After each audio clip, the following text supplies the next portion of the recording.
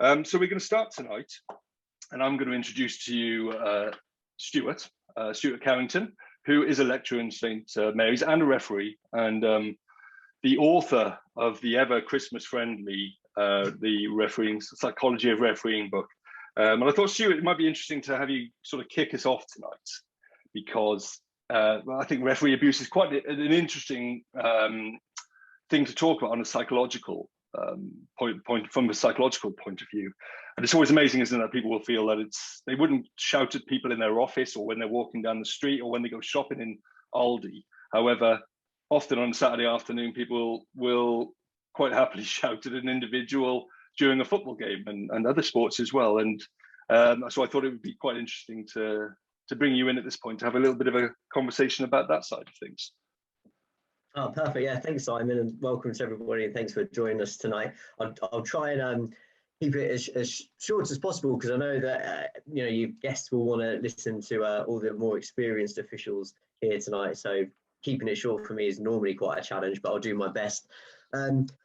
It's a really timely conversation, as Simon's already mentioned.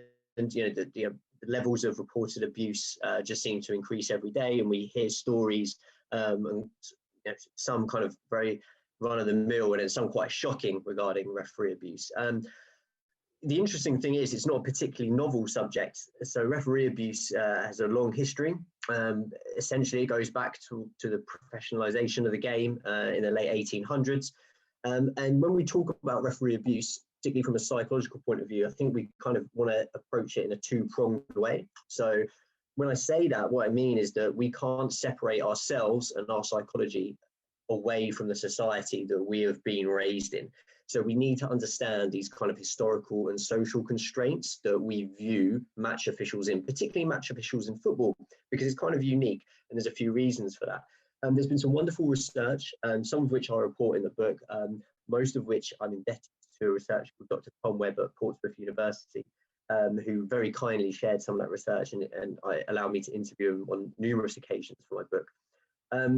And what the research shows is that not only is this not novel, referees have always been abused, but it also kind of like why this is the case. When the professionalisation of the game happened, the laws of the game were codified by Cambridge Old Boys. There was a very sort of distinct class divide between those playing and those running the game.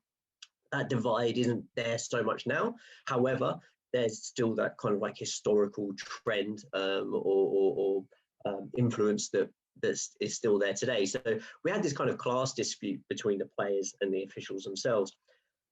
Essentially as well, we had a lot of working class people playing the game, but also watching the game, and people would put wagers on. They would place bets on the game. And what happens when we lose a bet? We get frustrated, particularly if we've worked really hard all week for that money. And an easy option would be to blame the officials. I think one of the reasons for that is the nature of the game of football. So if you're playing, for instance, basketball, although there's still abuse in games such as this, like one decision is less likely to have an impact on the final outcome because there are 100 points scored for either team. So many baskets are going to be won and lost. Whereas in a game of football, a penalty decision or a red card decision can essentially be seen as the significant decision, that sort of sliding doors moment that changed the game one way or another. So I think like the nature of the game also kind of promotes this, you cost us the game, which is interesting because I don't feel many winning teams attribute winning the game to a referee when it goes in their favour. In addition to that, we also see that referees kind of rationalise this trend as well, these historical and social constraints. I was really fortunate to interview some elite referees, UEFA, FIFA listed referees, people that had officiated at World Cups, European Championships, the Champions League. And, one particular referee said, well, when I get abuse, I just kind of think, well, they're not really yelling at me as a person, they're yelling at the uniform. It's a little bit like being a traffic warden. And although that's maybe quite a nice sort of defense mechanism and something that I'm sure is going to be sort of raised later on, what it does kind of suggest is that referees kind of rationalise that abuse and just kind of think, well, this is like part of the game, which of course it doesn't have to be. And we know there's going to be significant impact. Some of that impact is going to be recruitment. So we know that recruitment numbers are down. We also know that retention is really hurt. So at the moment, it's only about 40% of games that require referees have them in most leagues, particularly in the south of England.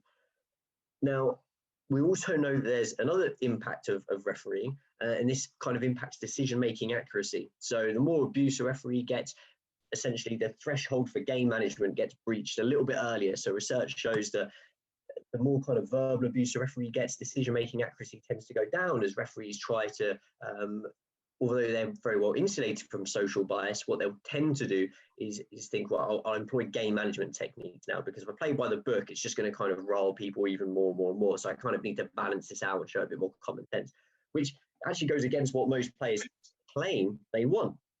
And that's another story about what they claim they want and what they actually want, of course. I mentioned at the beginning, and before I wrap this up, that there's a kind of a two-pronged approach to talking about referee abuse. So one would be, of course, like this historical or sociological aspect, but the other side is the psychological aspect. So referees are a very fair game, because when people tend to lose games, they tend to attribute failures to things that are external, but also things that are likely to change. So although people might blame the weather, you know, Alex Ferguson famously blamed a grey kit for a loss, people tend to blame things that are out of their control, but they're likely to change the next time they play. So the weather might be a good example, or just a little bit of bad luck. But the referee also falls into that nice little kind of external and unstable category from a psychological perspective. There's kind of like sound psychological grounding for why a referee is kind of in the firing line. So hopefully that's given you a very brief but informative, like whistle-stop tour about maybe a little bit about the history of referee abuse, about why it's been there. It's not a British problem, it's a worldwide problem for lots of different reasons that are explored in the book and in research. And it'd be interesting to hear, you know, maybe the views of the other panelists, what they feel are the causes of referee abuse.